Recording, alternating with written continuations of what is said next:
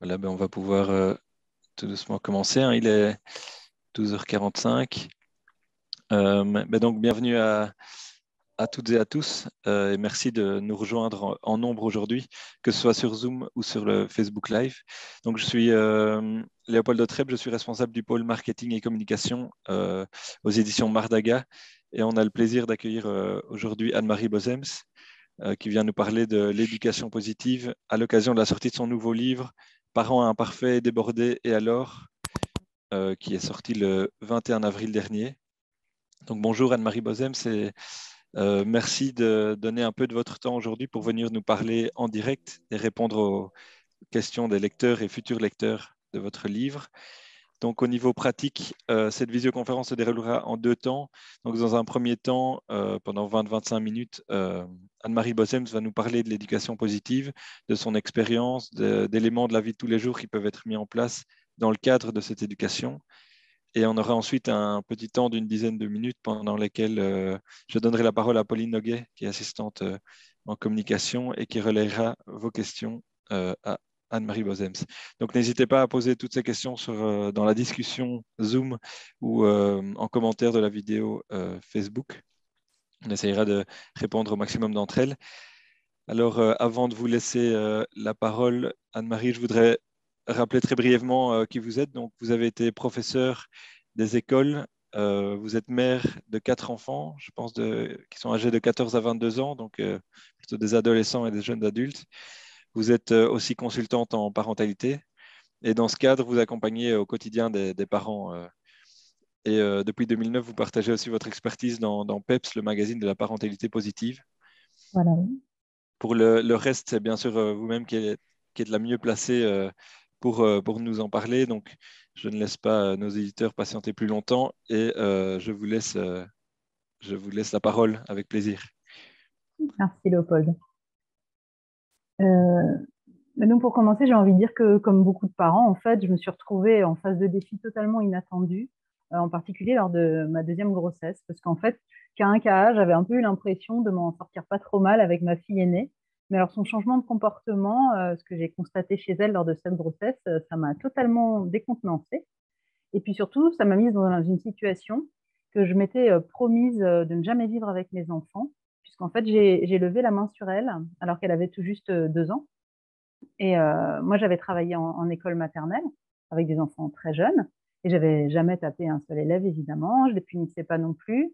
J'évitais aussi de crier. Ça, c'était sur les conseils d'une conseillère pédagogique qui était venue me rendre visite alors que j'avais un premier poste qui était un poste assez difficile puisque je changeais 3 fois d'école et 3 fois de niveau chaque semaine, parce que je remplaçais 2 directrices et une enseignante à mi-temps. Et j'étais toute jeune professeure des écoles. Donc vraiment, enfin, je trouve qu'avec des enfants des autres, même quand ils étaient 30, ça avait été relativement facile, on va dire. Et là, je m'étais retrouvée vraiment en difficulté face à ma fille. Et en plus, j'ai découvert il y a assez récemment que j'avais pris cette école pour les enfants de très longue date, puisque j'ai retrouvé le magazine de mon lycée en classe de seconde. Et donc, j'avais 15 ans. Et à l'époque, j'avais écrit un article au sujet d'associations qui luttaient contre la maltraitance des enfants. Donc, ça veut dire que déjà, il y a 35 ans, c'était un sujet, on va dire, ce sujet de respect des enfants qui m'animait. Donc, ces éléments, ma profession et puis cet intérêt, on va dire, que j'avais pour le respect de l'enfant, avait fait que je m'étais vraiment engagée. Mais c'est quelque chose que je m'étais dit, hein. Je m'étais engagée envers moi-même à ne jamais taper mes propres enfants. Et puis, d'autant plus quand à la naissance de ma fille, j'ai pris conscience vraiment de la fragilité de ce tout petit être-là qui venait d'arriver et de sa dépendance qui allait être totale pendant un petit moment. Donc, le fait de m'être retrouvée en très grande difficulté, puis en totale opposition, en fait, avec des valeurs qui me tenaient vraiment profondément à cœur et de longue date, ça m'a fait chercher évidemment des solutions. Et une des solutions, ça a été à l'époque donc de m'inscrire au premier groupe de soutien francophone à la parentalité. Donc, c'était en août 2003, quelques mois après la naissance de mon premier fils, mon deuxième enfant. Et ce groupe, il s'appelait la liste de discussion Parents conscients.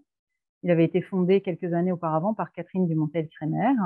Et puis, il vient tout juste de disparaître, en fait, comme tous les groupes Yahoo.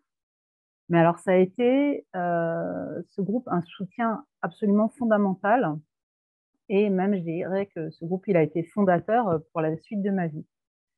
Donc, la première chose importante, c'est que j'ai vraiment reçu énormément de soutien dans ce groupe. Et j'en suis toujours maintenant, une vingtaine d'années après, extrêmement reconnaissante. Et puis, il y a quelque chose d'important par rapport en particulier au titre du livre, vous allez voir le lien, c'est que grâce aux membres de ce groupe, j'ai découvert que partager ses difficultés, partager sa vulnérabilité, ce n'était pas du tout une preuve de faiblesse, mais au contraire, ça permettait d'avancer et puis de rassurer ses pairs.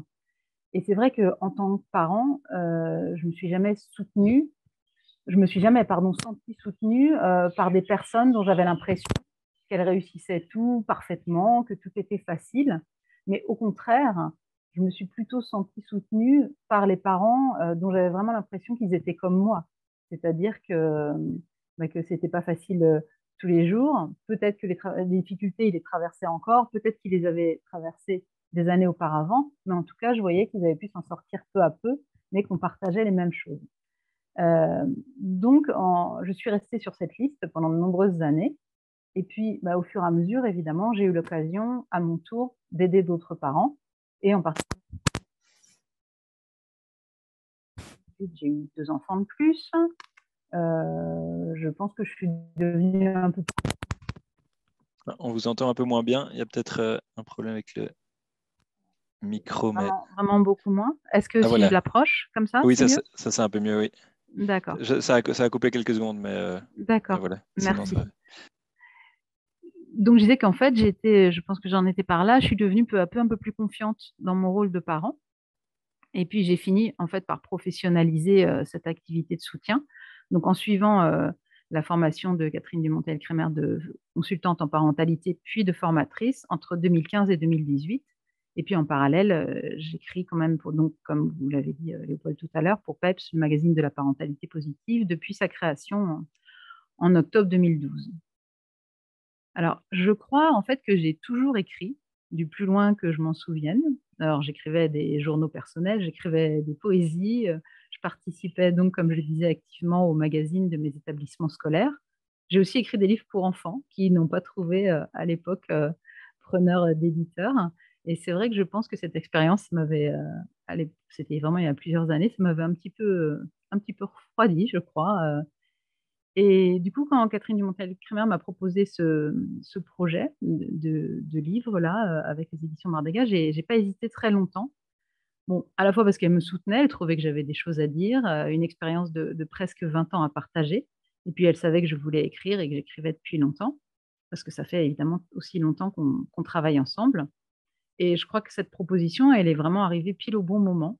Je me sentais légitime pour le faire, alors que je crois que quelques années auparavant, je n'aurais pas osé, en fait, simplement. Donc, j'ai vraiment choisi d'écrire un livre qui s'adresse à tous les parents, où je partage à la fois mon expérience de maman et de professionnelle de l'accompagnement. Donc, le terme éducation positive, je pense qu'il est issu du, du terme parentalité positive, l'expression qui a été popularisée par le Conseil de l'Europe. Et c'est vrai que c'est un terme qui revêt de nombreuses interprétations. Donc moi, j'ai envie de partager la définition issue du magazine PEPS, parce qu'elle me parle beaucoup et qu'elle correspond, on va dire, à mes valeurs, même si ce n'est pas mon mot préféré, mais je vois que ça fait déjà 2 fois que je l'utilise aujourd'hui. Donc, ce serait une parentalité centrée sur la joie de vivre, le plaisir d'être ensemble, les besoins de chacun et le soutien sur le chemin de soi. Donc, une forme de parentalité qui demande de la vigilance, un travail de prise de conscience de nos blessures d'enfant pour éviter ainsi toute violence physique et psychologique, même considérée comme légère. Donc, ce qui signifie entre autres sans coup, sans menace, sans punition, ni sanction, isolement, immobilisation, etc. Évidemment, c'est un concept en évolution permanente. Donc, pour moi et pour le courant de pensée dont je suis issue, j'ai envie de dire, et dont Catherine Dumontel-Crémer est la pionnière en France, il s'agit vraiment de traiter ces enfants avec un très grand respect, ce qui exclut toute forme de violence. Et pour ce faire, évidemment, ça ne va pas être simple, parce que comme je vous le disais, moi j'avais ce désir au départ, c'était déjà réfléchi avant même d'avoir des enfants et je me suis plantée, pour le dire tout à fait simplement. Et donc, c'est vraiment, on a besoin de travailler, nous les parents, de travailler sur nos blessures. Parce que quand on a grandi avec un modèle éducatif, et qui n'est pas nécessairement modèle éducatif au sein de la famille, mais qui est même le modèle éducatif de la société entière, c'est difficile d'en sortir et de faire autrement. Donc, je crois que je vais attendre le passage de l'avion, peut-être. Non, c'est bon. C'est bon, il a coupé Oui, avant. on n'entend pas. Oui. C'est bon, vous ne l'entendez pas. Parce que quand c'est des gros porteurs, on les entend, mais à cette heure-là, Voilà. je crois qu'il n'y en a pas. Je ne suis pas très loin de l'aéroport. Donc, pour résumer, pour faire simple, l'idée, c'est vraiment de ne pas blesser ses enfants d'une quelconque manière. Donc, en essayant de poser les limites sans violence, de comprendre aussi les causes des comportements de nos enfants plutôt que de les condamner. Et puis surtout, ça, je crois que ça, c'est vraiment important et c'est pour ça que c'est quelque chose sur lequel j'insiste assez souvent, c'est d'aller chercher de l'aide aussi quand on sent que notre façon de faire blesse notre enfant. Donc, en général, je crois qu'on s'en rend compte très facilement, soit par la façon dont notre enfant se comporte ou évolue. On voit bien qu'il y a des choses peut-être qui ne vont pas très bien. C'est pas nécessairement nous les responsables, mais on peut aussi l'être. Et puis sinon, on peut aussi se souvenir de ce qu'on a vécu enfant et de ce qui nous faisait du mal, tout simplement. Donc, voilà pour un petit peu ce sujet de la parentalité positive et l'éducation positive, comme le livre a été sous-titré. Donc, j'ai choisi, moi, dans cet ouvrage, de faire une première partie qui présente le maternage proximal. Bon, à la fois parce que moi, j'ai eu la chance de vivre ces pratiques avec mes enfants. Alors, peut-être pas dès mon aîné, mais dès mon deuxième, et vraiment de voir leurs effets. Je vais peut-être utiliser un terme un petit peu qui va sembler énorme, mais leurs effets, je trouve merveilleux sur le lien qui s'est créé entre nous et qui est toujours très fort malgré les kilomètres pour mon aîné et puis malgré le fait qu'il grandisse. Et, euh, et donc voilà, donc ce maternage proximal, il va s'agir de pratiques comme le portage, par exemple. Et ce qui fait que cet ouvrage, à la fois, il peut concerner les parents qui ont déjà des enfants et qui sont déjà dans des pratiques éducatives, mais également les futurs parents ou les parents de très jeunes enfants, puisqu'ils peuvent presque en quelque sorte se préparer. Parce que c'est vrai que si on appelle, disons, éducation quelque chose qui commence à un certain âge, pas dès la naissance, l'accompagnement des enfants, évidemment, ça commence dès le début et même, j'ai envie de dire, avant sa naissance. Et que ce soit une grossesse, donc la maman qui va vivre avec son enfant, ou même pour des enfants adoptés, l'enfant, il est déjà dans les pensées des parents dès qu'on sait qu'il existe ou dès qu'on sait qu'il va venir partager notre existence. Donc l'accompagnement, c'est quelque chose vraiment qui commence bien avant d'avoir l'enfant dans les bras, quoi. Donc, j'ai envie de dire que pour moi, ce qui sous-tend ce type d'éducation, c'est le message, ce serait vraiment que bah, les enfants, ils naissent parfaits. Je ne sais pas si c'est pas, mais bon, c'est le mot qui me vient, et qu'il a avant tout, cet enfant qui naît, un instinct de survie, un instinct de développement, et qu'on n'a pas à le corriger pour qu'il s'améliore. Je crois que notre rôle de parent, c'est vraiment de l'accompagner au mieux, pour lui permettre de comprendre, d'enregistrer bien sûr peu à peu le fonctionnement de sa famille, de sa maison, de la vie en société, parce que peut-être qu'il aura des moments où son désir de vivre va pouvoir peut-être le mettre en danger, parce qu'évidemment, on n'a pas été humain programmé avec des routes et des voitures qui roulent, donc ça, ce sont des choses qui doivent être apprises. Hein, on n'a pas spontanément, un petit, il a envie de courir, il ne peut pas avoir la conscience du danger autour de lui. Donc ça, c'est à nous, parents, de lui apprendre tout ça pour pas qu'il se mette en danger, évidemment. Donc, et j'en arrive bien sûr à ce point qui me semble très important, que évidemment, la non-violence éducative, ça ne veut pas dire qu'on va laisser ses enfants absolument tout faire. Je pense que l'exemple que je viens de donner est quand même bien parlant. Évidemment, on ne va pas se dire ah ben non, je suis dans la non-violence, donc je vais laisser la porte ouverte, puis c'est pas grave, il va aller se promener sur la nationale, quoi. Hein, évidemment, c'est caricatural, mais voilà, bien sûr. Et on va pas non plus vivre une vie dans laquelle, je dirais, le parent se sacrifie et ne se sent pas bien. Je pense pour moi que l'idée, c'est vraiment d'essayer de trouver une espèce d'équilibre, c'est-à-dire que chacun se sente à sa place, que chacun des membres de la famille se sente bien dans sa vie et que personne ne pâtisse de la situation. Voilà. Évidemment, je vais peut-être tempérer un petit peu dans le sens où les premières années de vie, les besoins des enfants et des bébés en particulier vont être prioritaires. Donc, c'est vrai que les parents vont être un petit peu fatigués, mais c'est vrai aussi que, par exemple, un tout petit enfant qui a faim, c'est un drame absolu parce il ne comprend pas ce qui lui arrive, il souffre, et puis voilà, il a juste faim, donc il faut qu'il soit nourri vite. Et nous, notre faim, en tant qu'adulte, bah, effectivement, on peut attendre un petit peu, on peut tenir la faim un certain temps, et même un enfant déjà qui peut commencer à s'exprimer, il connaît cette sensation, donc il sait qu'elle se réglera quand il avalera quelque chose. Il peut avec des mots, bien sûr, s'exprimer et dire, «Bah, moi j'ai faim, je voudrais manger» et voilà, et c'est plus facile. Mais c'est vrai que le tout petit, il a quand même cette priorité, bien sûr sur les autres, au tout début de sa vie en particulier, quoi. Donc, heu, donc voilà, donc c'est pour ça, tout ça pour dire qu'en fait on s'adapte en fait en permanence à la situation et aux enfants qui grandissent et aux changements de besoins et cetera. Donc un truc tout simple dans la vie, on peut décider de mettre en hauteur les objets auxquels on tient. Ça peut être une décision qu'on prend, simplement parce qu'on se dit qu'on ne va pas passer son temps à stresser, à enlever les objets des mains ou à enlever l'enfant en lui disant: «Non, stop, pas ça, pas ça, pas ça», et passer ses journées, en fait, à l'empêcher de toucher à ce qu'il y a dans la maison.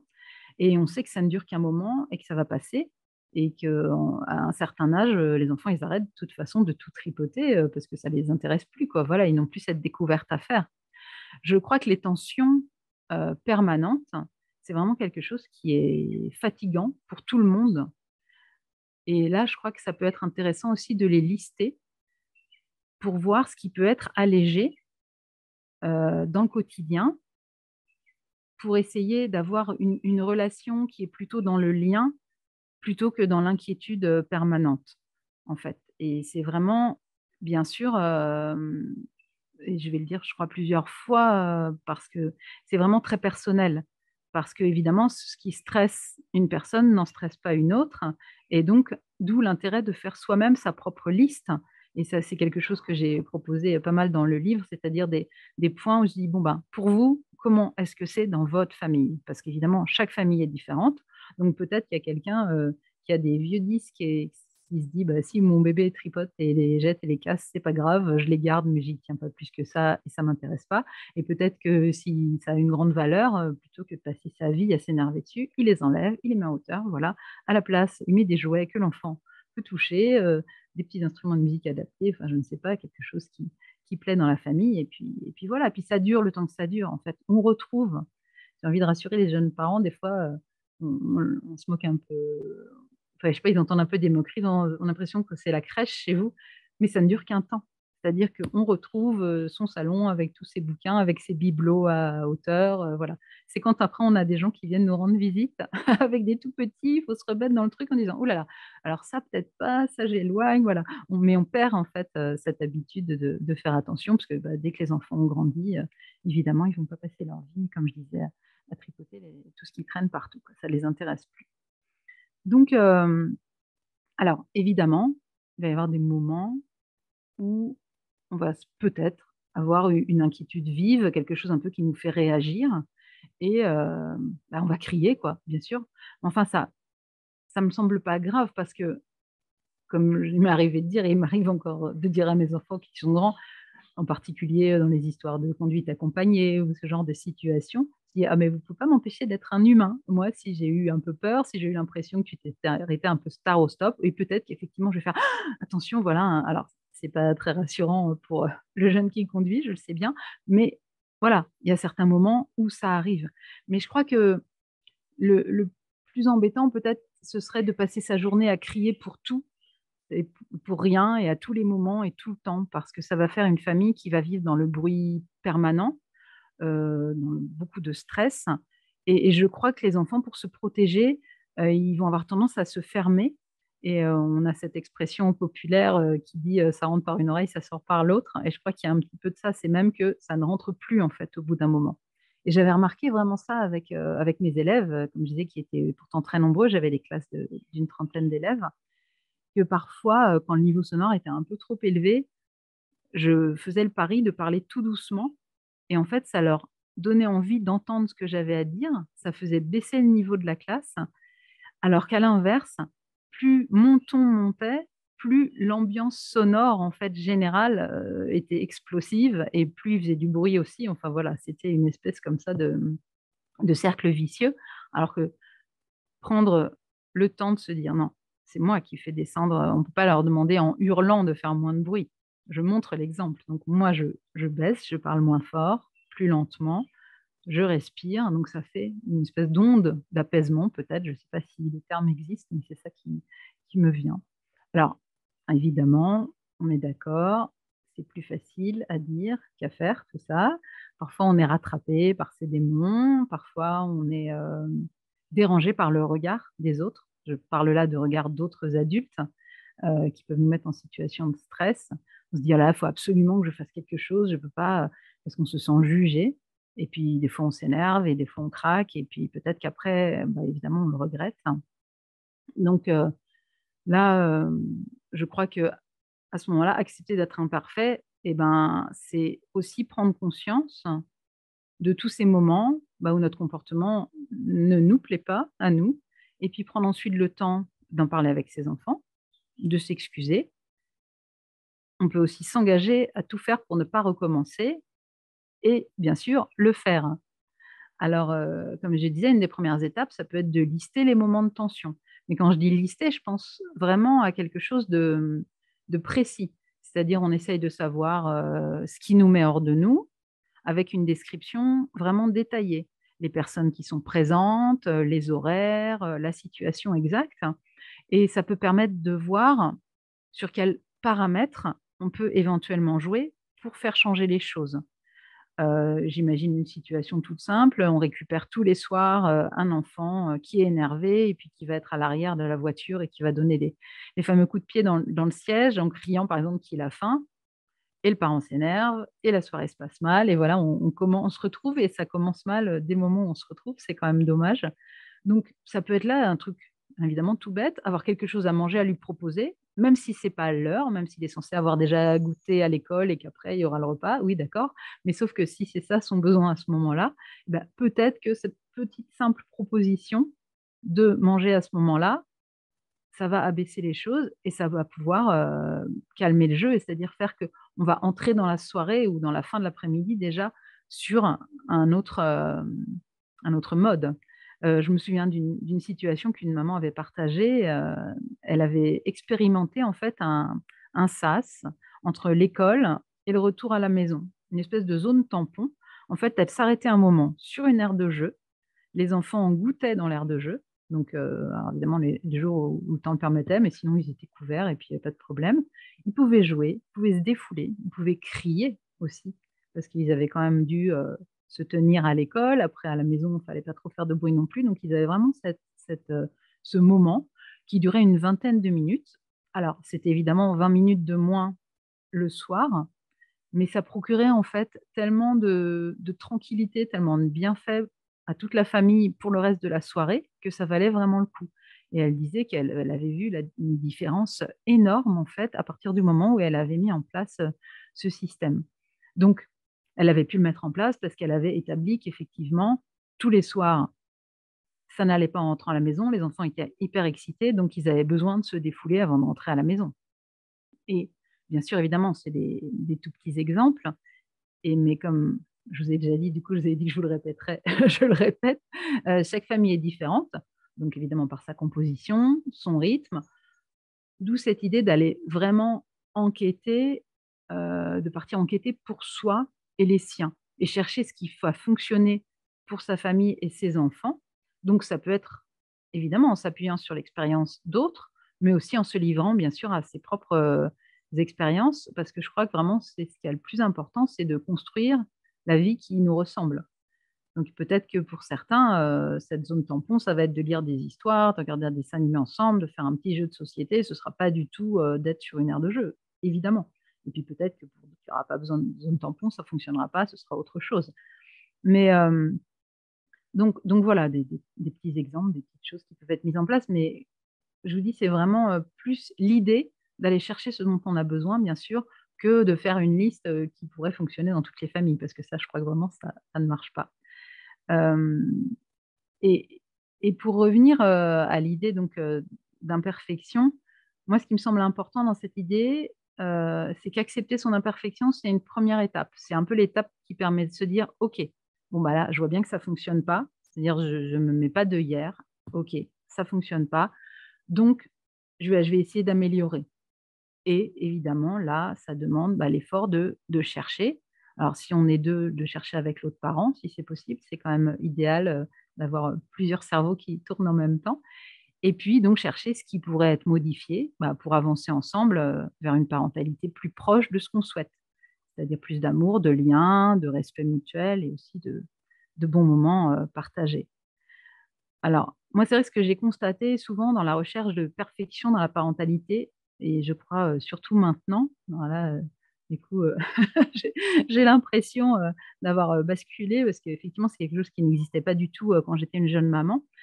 C'est la, la recherche d'images, de vitrines et de moments Instagrammables, j'appellerais ça comme ça. Et je crois parfois, mais à quel prix? Alors, bien sûr qu'on ne va pas arrêter de faire des photos, mais est-ce qu'on va mettre en scène sa vie pour faire semblant? Est-ce que ça vaut vraiment le coup? Je pense que la richesse du lien, ça a vraiment beaucoup plus d'importance. Et c'est vrai qu'en tant que parent qui se sent pas toujours au point, qui se sent en difficulté, quand on regarde des familles dont l'image a l'air parfaite, mais qu'est-ce qu'on voit? On voit du paraître, on voit beaucoup d'artificiel, mais en fait, on ne sait jamais ce qui se passe vraiment dans la vraie vie, dans le quotidien. Donc, je crois que pour moi, il n'est pas tant question de paraître que d'être. Et c'est pas avoir l'air qui est important, mais c'est vraiment vivre ensemble. Donc, accepter l'imperfection, pour en revenir sur le sujet, ça pourrait être effectivement faire ce qu'on peut, être prêt à changer quand on constate que ça ne va pas, être prêt à demander de l'aide pour que ça aille mieux, et puis, du coup, peut-être un jour, partager ensuite à son tour sur les difficultés qu'on a traversées pour apporter de l'aide. Parce que pour moi, c'est une espèce de cercle vertueux entre parents, entre pères qui peut vraiment se mettre en place. Et ça rejoint ce que je vous disais tout à l'heure, mais quand vous voyez des images de perfection, est-ce que vous pouvez vous demander, est-ce que c'est avec ces parents-là que j'aimerais partager mes difficultés? Est-ce que c'est eux que j'appellerais les jours d'épuisement? Peut-être pas. Peut-être pas, parce que si tout a l'air si simple pour eux, comment est-ce qu'ils pourraient nous aider, quoi? Donc, je crois que j'ai envie de dire qu'il y a vraiment les images et puis il y a la réalité. Et je crois que c'est compliqué pour les futurs parents de s'y retrouver et qu'il peut y avoir un écart entre ce qu'on a idéalisé et ce qui arrive, qui est parfois difficile à vivre. C'est aussi pour ça que je trouve qu'en plus des livres, je ne vais pas vous dire que les livres, c'est pas bien. Moi, je trouve que les livres, c'est très, très bien. Ça m'a beaucoup aidé aussi. Les groupes de parents, ça peut être vraiment une très chouette expérience. Euh, Parce que, et même avant d'avoir des enfants, et même si on n'est jamais complètement préparé, je trouve que ça peut quand même déjà donner des pistes. Le bouleversement sera là quand même, il va se passer beaucoup de choses, mais on peut se souvenir de certaines choses qu'on a entendues, de se dire, ah oui, effectivement, on m'avait dit que peut-être à tel âge, l'enfant allait avoir plus faim et tout ça. Ok, donc je sais, c'est normal qu'il réclame plus, j'ai pas besoin de m'inquiéter non plus, quoi. Voilà, ça peut permettre de préparer un petit peu. Et il y a quelque chose aussi par rapport à l'image, et là je trouve que c'est un petit peu l'inverse et c'est plutôt chouette. Je trouve qu'il y a du cinéma ou les séries aussi qui se sont emparées un peu du mythe de la parentalité. Et je pense en particulier à un film comme Tully sur l'épuisement parental, où on voit une maman qui va complètement dépasser ses propres limites et qui a clairement besoin d'aide. Et je trouve que c'est intéressant d'avoir vu ça, cette femme qui s'épuise, parce que ça fait partie des choses qui peuvent arriver, quoi. Donc, ça permet de voir un peu le revers de la médaille et pas l'image un petit peu idyllique qu'on a souvent dans les films où on a cet enfant qui dort quand on rentre de la maternité, qu'on pose dans un lit à barreaux et qui continue de dormir. Et je me souviens très bien pour avoir vécu cette scène, d'être rentrée de la maternité et d'avoir posé ma fille dans ce lit à barreaux et qu'elle se soit mise à hurler. Je me suis dit, ah, donc du coup, ça va pas marcher comme ça, quoi. Et ben non, ça ne marchait pas comme ça. Et alors, pour en revenir sur sans un petit peu sans transition sur le thème de l'éducation positive, si on l'appelle comme ça. Je crois qu'il y a une assez grande incompréhension actuellement, en fait, entre des personnes qui n'ont pas du tout expérimenté ce type de parentalité et celles qui la vivent au quotidien. Je crois que les premières, elles ont souvent tendance à confondre la parentalité positive avec de la négligence, tout simplement. Parce que quand j'entends dire que c'est une parentalité où on ne dit jamais non, mais je me demande vraiment de quoi elle parle.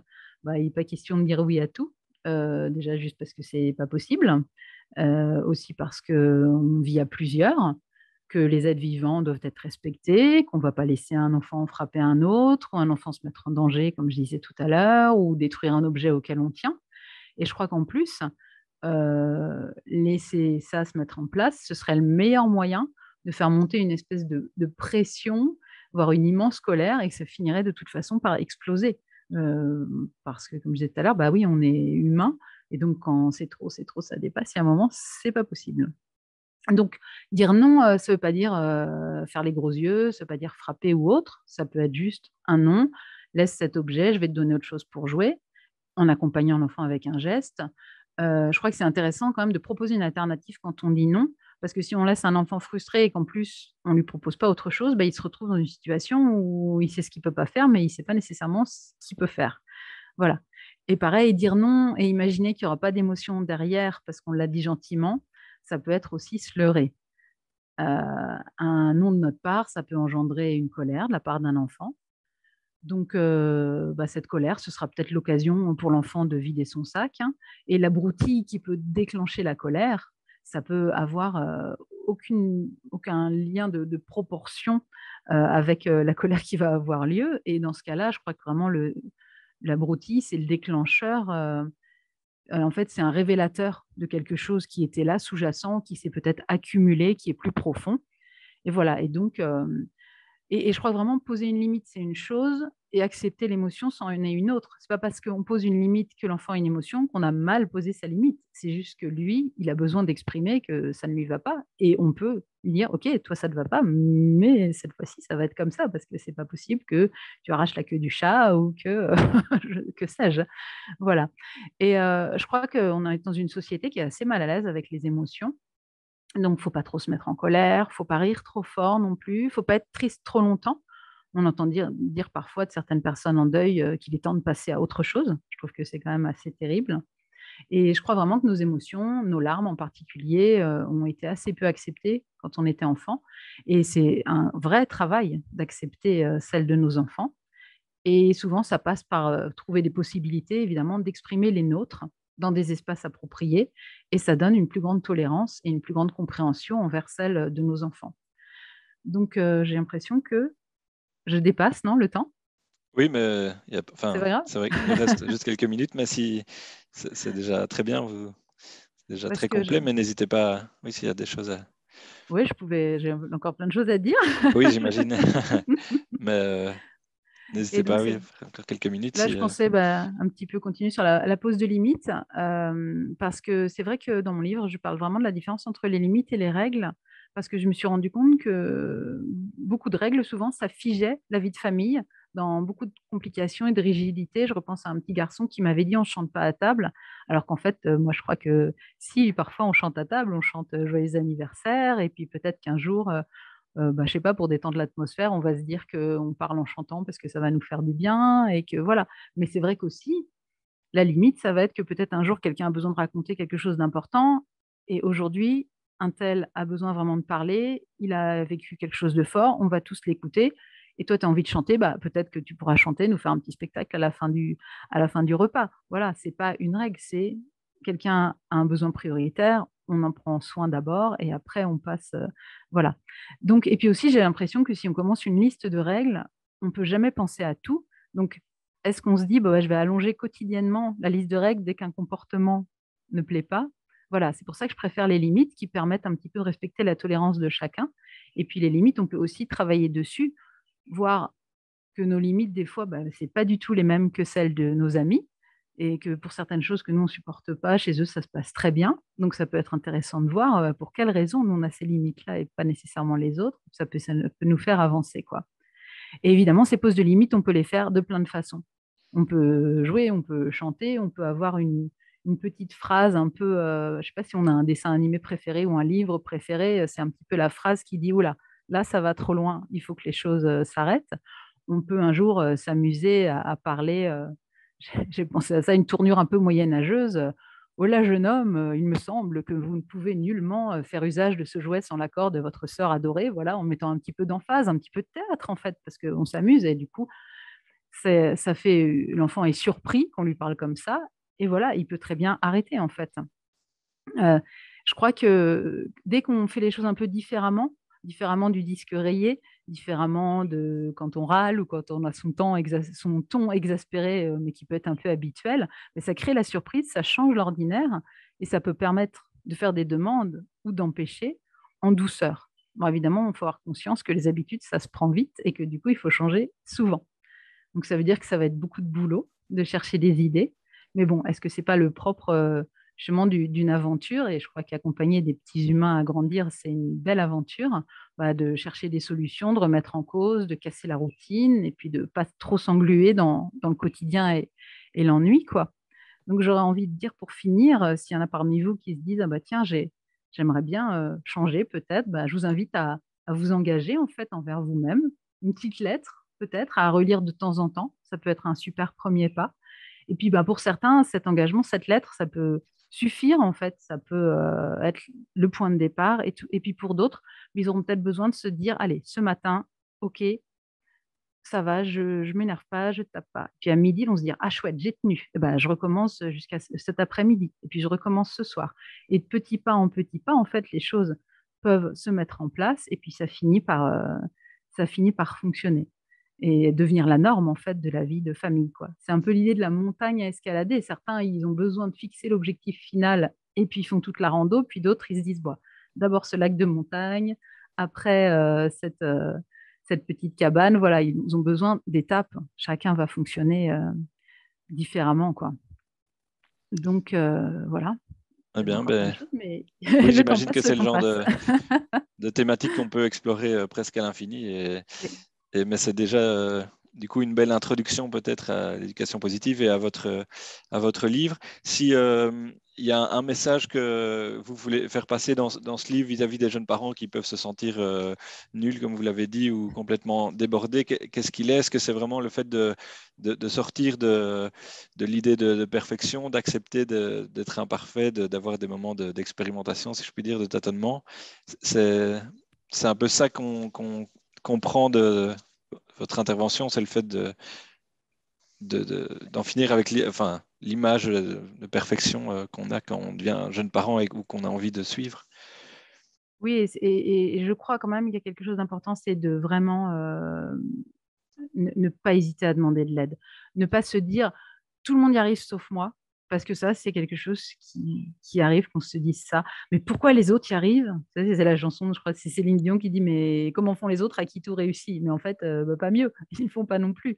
Mais certains, arrivent à montrer une façade et donc des fois quand on a cette possibilité de dire à quelqu'un: «Bah, là, c'est dur, j'aurais besoin d'aide», et ben, voilà, les choses peuvent, et j'ai envie de dire à tous les jeunes parents: «Oh, c'est pas il y a des degrés de difficulté et pour certains, ça se passe, mieux que pour d'autres, mais quand même, il y a des moments où c'est pas facile, quoi, de toute façon, Oui, quoi c'est ça, qu'il il ne en faut pas soit. avoir peur de demander de l'aide ou se sentir Oui, mauvais parce qu'on demande de l'aide à non, d'autres. je crois que ça, c'est vraiment Ouais. important de sortir d'une espèce de mythe, «Je suis fort, je vais tout faire moi-même, je vais y arriver parfaitement et j'ai pas besoin d'aide, j'ai pas besoin des autres». Je crois que si est on peut s'aider, on peut se soutenir, quoi. Ouais, Ça, ouais, c'est c'est vraiment ça. important. Votre livre est d'ailleurs rempli de petits exercices, mais aussi d'exemples et de références aussi vers Oui. d'autres livres, ou comme vous en avez cité, des films, etc., qui sont, euh, qui sont bons à regarder, si je puis dire. Euh, mais donc, il y a plein de raisons de lire votre livre. Est-ce qu'il y a une raison en particulier que vous vous diriez donner pour à tout jeune parent pour lire votre livre? Est-ce que c'était l'idée de donner des outils, c'est ça peut-être la bonne raison.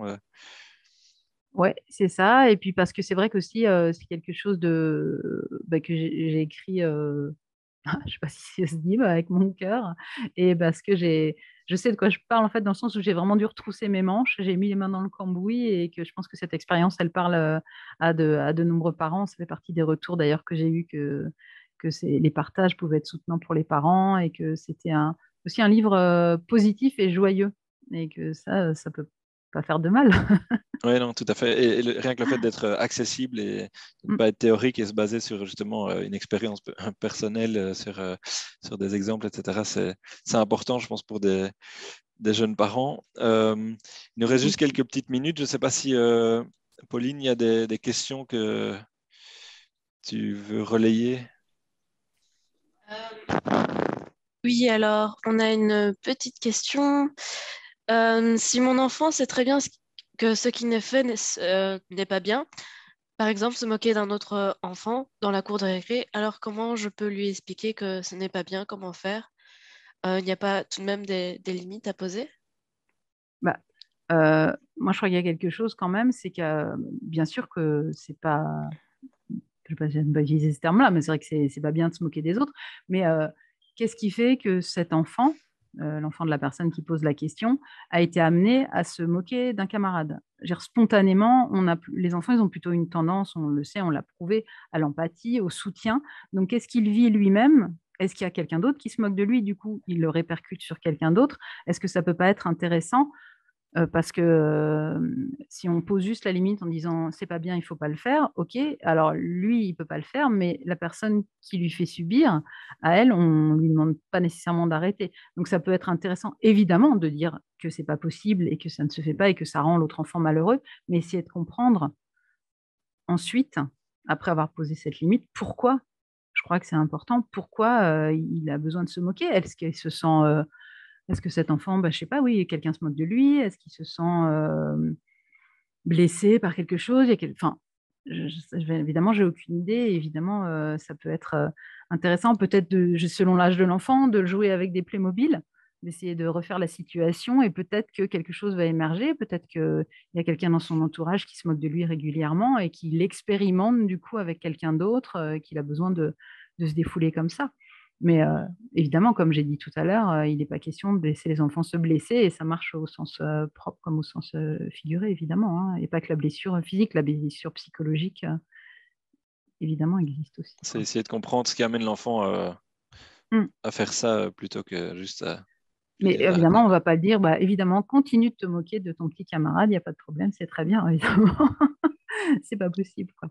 C'est Mais aller plus après loin que avoir la posé le limite. stop, essayer de chercher les raisons, parce que les raisons, il y en a obligatoirement, et elles sont importantes à trouver, je crois, pour soutenir notre enfant. Parce que l'agresseur, en fait, est souvent aussi un enfant qui souffre. Et c'est pas toujours facile. Parce que bah, de se dire ça, on a plutôt envie, évidemment, de protéger la victime, ce qui est normal, et d'engueuler l'agresseur. Pardon pour le vocabulaire spontané. Mais c'est vrai que, on le sait bien d'ailleurs, quand on est en colère, quand on est agressif, on ne peut pas dire que ce soit des moments où on se sent apaisé, détendu, bien dans sa vie. C'est en général, il y a une raison, il y a quelque chose qui s'est passé, qui n'est pas bien au boulot ou ailleurs. Et donc voilà, donc c'est pareil pour les enfants, en fait. Eux, spontanément, ils ont envie d'être joyeux, de courir partout, de s'amuser et d'avoir une vie agréable, et pas d'être agressif envers les autres. Donc il y a quelque chose. Oui, Ouais. merci Anne-Marie. Alors, on a quelques petites réactions, on peut les lire. Par exemple, Raphaël, j'ai découvert le travail d'Anne-Marie dans le magazine Peps, et c'est ce que j'ai trouvé. Et ce que j'ai trouvé très soutenant et inspirant, c'est justement son ton positif, le partage de ses difficultés et le fait qu'elle ne se pose pas en exemple comme quelqu'un qui fait les choses parfaitement. Merci Raphaël.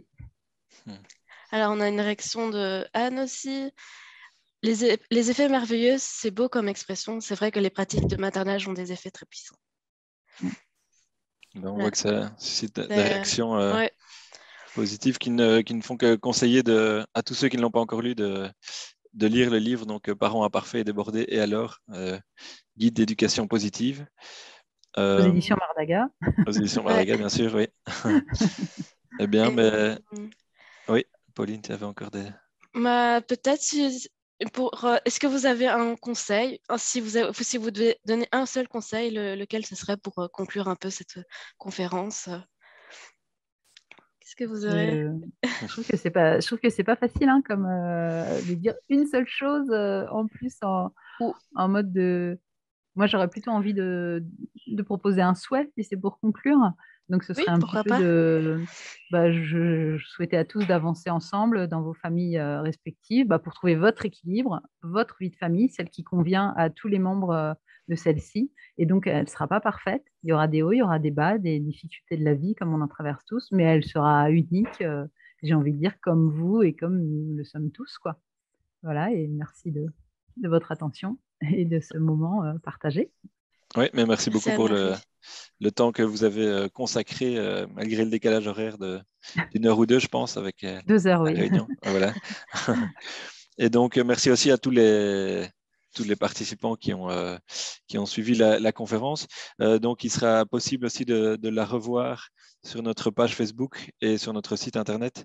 Donc, n'hésitez pas à la revoir, mais aussi à la partager autour de vous pour en faire justement profiter un maximum de monde. Pour tous ceux qui ne l'ont pas encore fait, n'hésitez pas aussi à liker la page Facebook des éditions Mardaga pour continuer à être tenu au courant de nos sorties et de notre actualité, et notamment des prochaines visioconférences qu'on organisera à partir du mois de septembre. Et donc, en attendant, courez en librairie, achetez le livre Parents imparfaits et débordés et alors de Anne-Marie Bozems, qui est aussi disponible d'ailleurs en ligne, enfin dans toutes les librairies en ligne, Amazon, Fnac, etc. et sur notre site éditionmardaga.com. Voilà, merci encore Anne-Marie Merci Bozems beaucoup. et merci Merci beaucoup. à tout le monde Merci, et au revoir. à très bientôt. Bon après-midi, bonne journée. Merci, À vous aussi. au revoir. Au revoir. Merci.